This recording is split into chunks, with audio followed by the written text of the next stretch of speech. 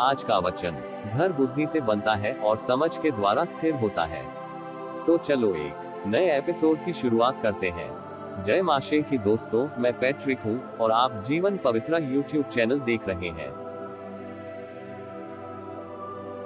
फिर यहोवा ने मूसा से कहा, इस्राएलियों से कह कि यहोवा के पर्वत जिनका तुमको पवित्र सभा एकत्रित करने के लिए नियत समय पर प्रचार करना होगा, मेरे वे पर्वत ये हैं।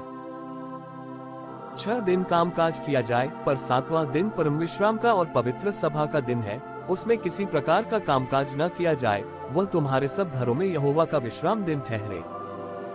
फिर यहोवा के पर्वत जिनमें से एक एक के ठहराए हुए समय में तुम्हें पवित्र सभा करने के लिए प्रचार करना होगा, वे ये हैं।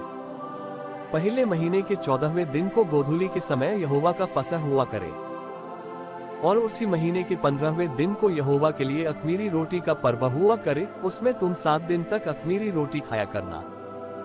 उनमें से पहले दिन तुम्हारी पवित्र सभा हो, और उस दिन परिश्रम का कोई काम न करना।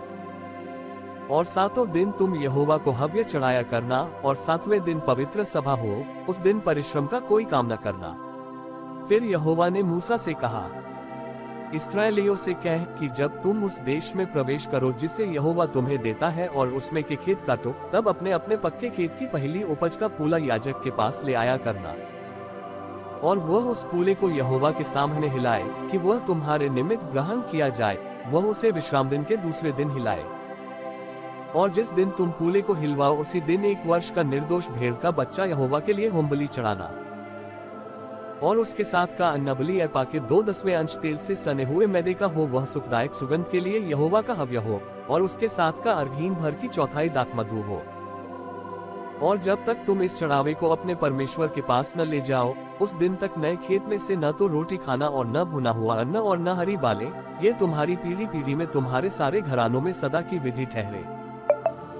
फिर उस विश्राम दिन के दूसरे दिन से, अर्थात जिस दिन तुम हिलाई जाने वाली भेंट के पूले को लाओगे, उस दिन से पूरे 7 विश्राम दिन गिन लेना।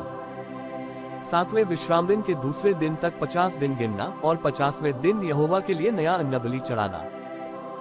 तुम अपने घरों में से एपा के 2/10 अंश मैदे की 2 रोटियां हिलाने की भेंट के लिए ले आना। वे खमीर के साथ पकाई जाएं, और यहोवा के लिए पहली उपज ठहरे। और उस रोटी के संग 1 वर्ष के 7 निर्दोष भेड़ के बच्चे और 1 बछड़ा और 2 मेढ़े चढ़ाना। वे अपने अपने साथ के अन्नबलि और अर्घ समेत यहोवा के लिए होमबलि के समान चढ़ाए जाएं, अर्थात वे यहोवा के लिए सुखदायक सुगंध देने वाला हव्य ठहरे। फिर पापबलि के लिए 1 बकरा और मेलबलि के लिए 1 वर्ष के 2 भेड़ के बच्चे चढ़ाना। तब याजक उनको पहली उपज की रोटी समेत यहोवा के सामने हिलाने की भेंट के लिए हिलाए, और इन रोटियों के संग वे 2 भेड़ के बच्चे भी हिलाए जाएं। वे यहोवा के लिए पवित्र और याजक का भाग ठहरे। और तुम उस दिन ये प्रचार करना कि आज हमारी एक पवित्र सभा होगी, और परिश्रम का कोई काम न करना। ये तुम्हारे सारे घरानों में तुम्हारी पीढ़ी पीढ़ी में सदा की विधि ठहरे। जब तुम अपने देश में के खेत काटो, तब अपने खेत के कोनों को पूरी रीति से न काटना, और खेत में गिरी हुई बालों को न इकट्ठा करना। उसे दीनहीन और परदेशी के लिए छोड़ देना। मैं तुम्हारा परमेश्वर यहोवा हूँ। फिर यहोवा ने मूसा से कहा, इस्राएलियों से कह कि 7वें महीने के पहले दिन को तुम्हारे लिए परम विश्राम हो, उसमें स्मरण दिलाने के लिए नरसिंगे फूके जाएं, और एक पवित्र सभा इकट्ठी हो। उस दिन तुम परिश्रम का कोई काम न करना, और यहोवा के लिए एक हव्य चढ़ाना। फिर यहोवा ने मूसा से कहा, उसी 7वें महीने का 10वां दिन प्रायश्चित का दिन माना जाए, वह तुम्हारी पवित्र सभा का दिन होगा।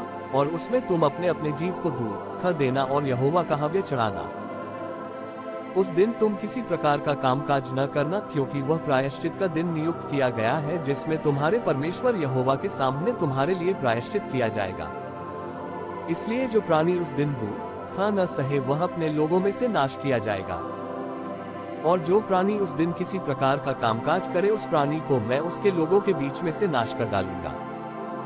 तुम किसी प्रकार का कामकाज न करना, ये तुम्हारी पीढ़ी पीढ़ी में तुम्हारे घराने में सदा की विधि ठहरे। वह दिन तुम्हारे लिए परम विश्राम का हो, उसमें तुम अपने अपने जीव को दूध देना, और उस महीने के 9वें दिन की सांझ से लेकर दूसरी सांझ तक अपना विश्राम दिन माना करना।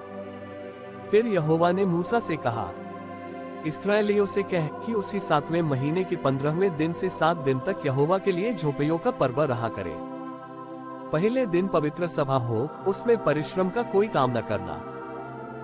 7वें दिन यहोवा के लिए हव्य चढ़ाया करना, फिर 8वें दिन तुम्हारी पवित्र सभा हो और यहोवा के लिए